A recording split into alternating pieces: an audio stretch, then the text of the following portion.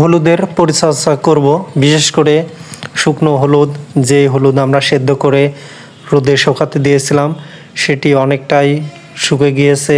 এখন এর পরিচর্যা করতে হবে। এর কালারটা খুব সুন্দর হয়েছে। বিশেষ করে আমি হলুদ একটু দেখলাম, হলুদের ভিতরকার কালার অনেক সুন্দর এবং এর সুগন্ধেও খুবই ভালো মানের হলুদ এগুলো। এখন আমি এবং আমার বড় ভাই আমাদের যে টঙে যেখানে হলুদ শুকানোর মাঠ রয়েছে সেখানে এই হলুদগুলোকে প্রথমে পায়ের সাহায্যে এপিট ওপিট করে দেব। এরপরে আমরা 2 হাত দিয়ে হলুদগুলোকে ঘষা মাজা করব এবং এপিট ওপিট করে একটু ডলা দেব বা হলুদ ঘষবো। এখন আমি প্রস্তুত হয়েছি, কিছুক্ষণের মধ্যেই আমি এবং আমার বড় ভাই এখান থেকে এক মুড়ির থেকে পাই বাই পাও দেওয়া হবে হলুদ। বিশেষ করে সকালে একবার দেব, এরপরে অনেকটা রোদ লাগার পরে আমরা হলুদ ঘষবো। আমাদের যে টং রয়েছে, এই যে এটাকে বলি আমরা টং বলতে অস্থায়ী থাকার জায়গা। বিশেষ করে আমরা এখানে দিনের বেলা রেস্ট নিই এবং রাতেও এখানে রাত্রি যাপন করি। এটাকে টং বলা হয়। আমি টঙের মধ্যে প্রবেশ করলাম। খুবই সুন্দর একটি বিছানা আমাদের এই টঙে। এরপরে এখান থেকে আমাদের এই টং তুলে নিয়ে আমরা যাব আমাদের লিচুর বাগানে, যেখানে লিচু পাহারা দেওয়া লাগে বা বাদুর বা শিয়াল অন্য কোনো কিছুকে তাড়ানোর জন্য লিচুর বাগানে আমাদের অঞ্চলে এভাবে টং পেতে রাখা হয়। আমাদের এই টং হলুদের এখান থেকে শেষ হওয়ার পরে আমরা লিচুর বাগানে নিয়ে যাব। এখন আমি টঙে বসে গাজর খাচ্ছি। কিছুটা কাজ করার পরে ক্লান্ত, বাড়ি থেকে গাজর নিয়ে এসেছিলাম, গাজর খাচ্ছি। টঙে বসে মাঝে মাঝেই আমি কাজ করে এখানে দম নিই, পানি, এর পাশাপাশি কিছু ফলমূল বাড়ি থেকে এবং মাঠের আশপাশে কিছু পাওয়া গেলে বা দোকান থেকে কিছু খাবার এনে এখানে বসে খাবার খাই এবং একটু দম বা রেস্ট নিই। এখন আমি খাবার খেয়ে কিছুক্ষণের মধ্যেই বড় ভাই চলে এসেছে। আমি এখন আমাদের হলুদগুলোকে পাও দেব। পায়ের সাহায্যে লম্বি দাগ টেনে যাচ্ছি। এতে করে হলুদ পাও দেওয়া হচ্ছে। বিশেষ করে হলুদের এপিট ওপিট করে লেড়ে দেওয়া হচ্ছে রোদে শুকাতে। খুব তাড়াতাড়ি রোদে শুকাই এভাবে পাও দেওয়া মাত্র। এই যে আমি লম্বি দাগ টেনেছি। এরপরে আমার বড় ভাই আরেক সাইড থেকে তিনিও লম্বি এভাবে পায়ের সাহায্যে দাগ টেনে যাচ্ছে। বিশেষ করে নিচের হলুদ উপরে উঠে আসছে এবং উপরের হলুদ নিচে নামছে। এতে করে হলুদের সব দিকে সমানভাবে রোদ পোষায়। আমি প্রথম অবস্থায় কয়েকবার এইভাবে দাগ টানলাম, এখনও আবার টেনে আমি লম্বি এই মাথা থেকে ওই মাথায় আবারও যাচ্ছি। বিশেষ করে আমরা প্রথমে যেভাবে পা দিই এর ক্রস বা অপর সাইডের থেকে আবার এভাবে দাগ টেনে পায়ের সাহায্যে পাও দেওয়া হয়ে গিয়েছে আমাদের এই অংশটি। এখন আমাদের অপর সাইডে আরও কিছু যে হলুদ রয়েছে সেগুলোকেও আমরা পাও দিব। বিশেষ করে আমরা 2 ভাগে ভাগ করে নিয়েছি। অর্ধেক পাও দেওয়া প্রায় হয়েই গিয়েছে। ভাইয়ের সাইডটাই ভাই দিয়ে শেষ করলো।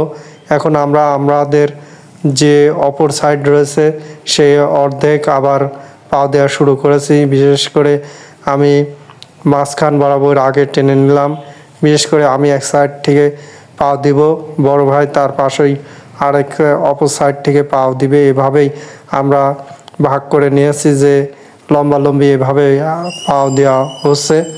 হলুদে দিনে 2 থেকে 3 বার এভাবে আমরা পাও দিয়ে থাকি এবং প্রতিদিন অল্প অল্প করে একটু করে প্রতিদিন একবার করে আমরা ঘষাঘষি করি হাতের সাহায্যে, হলুদকে এপিট ওপিট করি।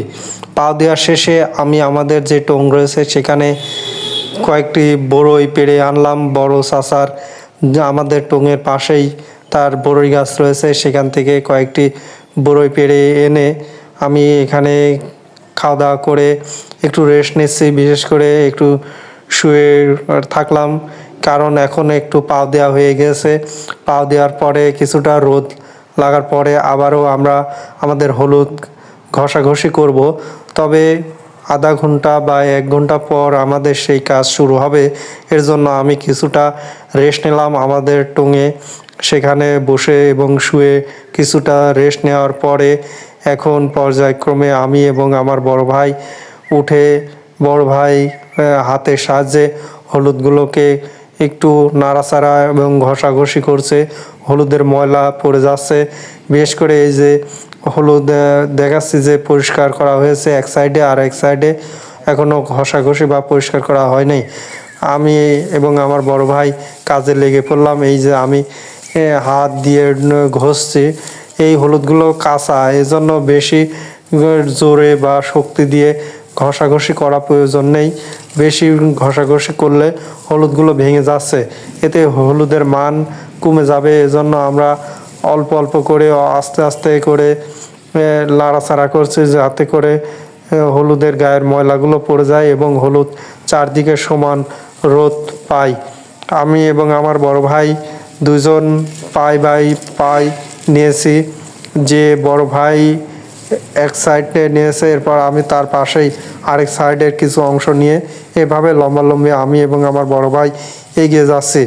বিশেষ করে আমরা আস্তে আস্তে করে হলুদগুলোকে ঘষাঘষি করছি, যাতে করে হলুদ ভেঙে না যায়। এই হলুদগুলো খুবই কাঁচা, এখনও সেরকম শক্ত বা শুকায় নাই। বেশি শুকে গেলে তখন জোরে জোরে ঘষণ দিলেও এই হলুদগুলো তখন ক্ষতি হবে না। তবে এখন হালকা আমরা হাতের সাহায্যে হলুদগুলোকে মালিশ করে দিচ্ছি। এরপরে আমি এবং আমার বড় ভাই আমাদের অর্ধেক হয়ে গিয়েছে, এবার আর বাকি অর্ধেক আমরা একসাথে বসেই এগিয়ে যাচ্ছি। বিশেষ করে আমি প্রথমে পাই নিয়েছি, এরপরে বড় ভাই, এভাবে আমরা দুই ভাই সমানভাবে কাজ করে যাচ্ছি আমাদের হলুদ শুকানোর মাঠে। হলুদ শুকানোর গুরুত্বপূর্ণ কাজ হচ্ছে হলুদে নিয়মিত পায়ের সাহায্যে এপিট ওপিট করে দেওয়া এবং হাতের সাহায্যে এভাবে ঘষাঘষি বা একটু নাড়াচাড়া করা। এতে করে হলুদের মান ভালো থাকে এবং গঠন বা ফলন ভালো হয়। বিশেষ করে আমি এবং আমার বড় ভাই প্রতিদিন এভাবে হলুদের যত্ন করছি এবং হলুদের সার্বিকভাবে দেখাশোনা এবং দিনে 2 থেকে 3 বার পাও দেওয়া এবং একবার করে এভাবেই হলুদ নাড়াচাড়া করি। বিশেষ করে এতে করে হলুদের মান ভালো হবে এবং গঠন এবং উৎপাদনও ভালো হবে। সেদিকে লক্ষ্য রেখে আমরা প্রতিদিন দুপুরবেলা এই রোদের টাইমে এভাবে কাজ করে যাই। এভাবেই ভিডিওটি আপনাদের সাথে শেয়ার করলাম এবং আমাদের কাজ শেষ হয়েছে। সবাই ভালো থাকবেন, সুস্থ থাকবেন।